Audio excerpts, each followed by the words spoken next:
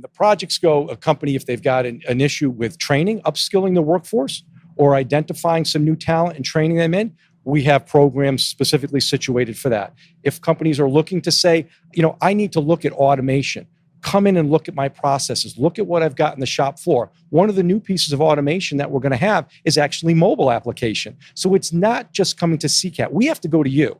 We have to go onto your shop floor with automation, show how this collaborative robot can work alongside your employees, and keep it there for a while to make sure you understand how those processes and flows work. So it's a very good back and forth flow. It's not just about what we have here. In the work that we do, the most important work by far is not what happens in these walls. It's what ends up happening in the supply chain.